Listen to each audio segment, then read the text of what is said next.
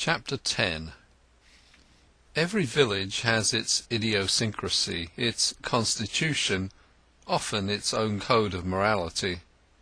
The levity of some of the younger women in and about Trantridge was marked, and was perhaps symptomatic of the choice spirit who ruled the slopes in that vicinity. The place had also a more abiding defect: it drank hard.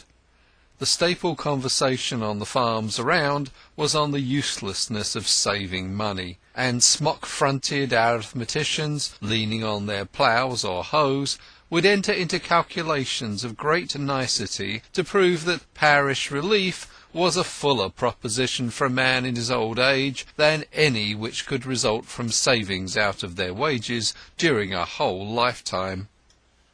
The chief pleasure of these philosophers lay in going every Saturday night, when work was done, to Chaseborough, a decayed market town 2 or 3 miles distant, and returning in the small hours of the next morning to spend Sunday in sleeping off the dyspeptic effects of the curious compound sold to them as beer by the monopolizers of the once independent inns.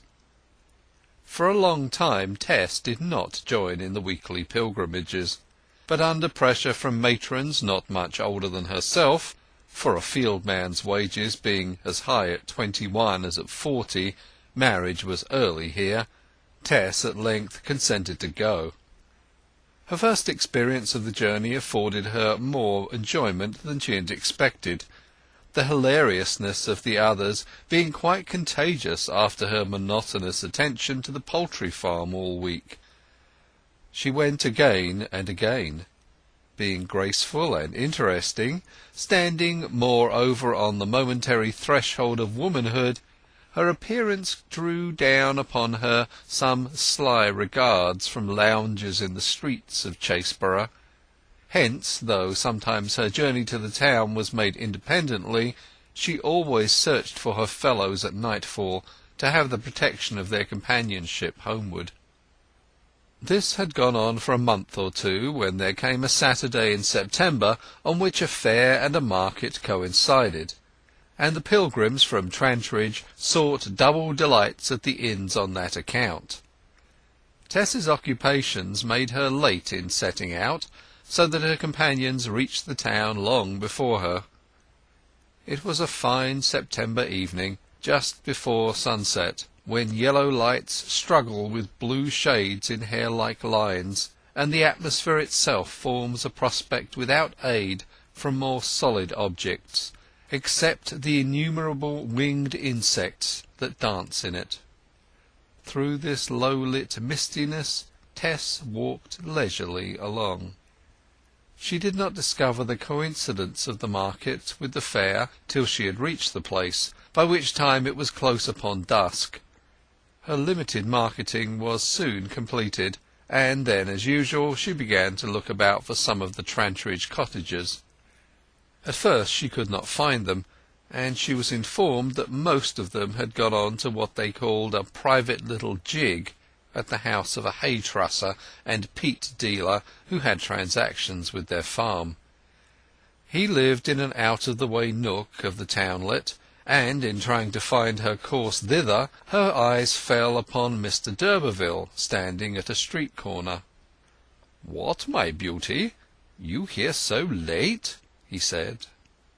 She told him that she was simply waiting for company homeward. "I'll see you again," said he over her shoulder as she went down the back lane.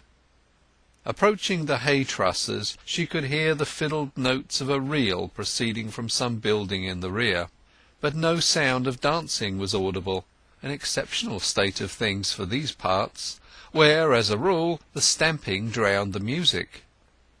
The front door being open, she could see straight through the house into the garden at the back as far as the shades of night would allow, and nobody appearing to her knock, she traversed the dwelling and went up the path to the outhouse whence the sound had attracted her.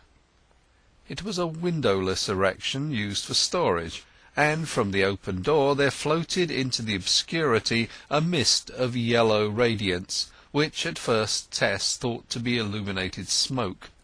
But on drawing nearer she perceived that it was a cloud of dust, lit by candles within the outhouse, whose beams upon the haze carried forward the outline of the doorway into the wide night of the garden.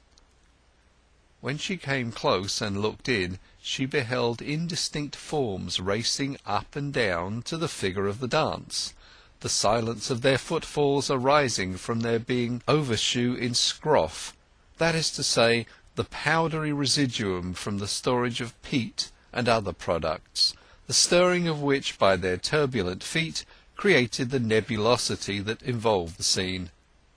Through this floating, dusty debris of peat and hay, mixed with the perspirations and warmth of the dancers, and forming together a sort of vegeto-human pollen, the muted fiddles feebly pushed their notes in marked contrast to the spirit with which the measure was trodden out. They coughed as they danced, and laughed as they coughed. Of the more rushing couples there could barely be discerned more than the high-lights, the indistinctness shaping them to satyrs clasping nymphs, a multiplicity of pans whirling a multiplicity of syrinxes, Lotis attempting to elude Priapus, and all was failing.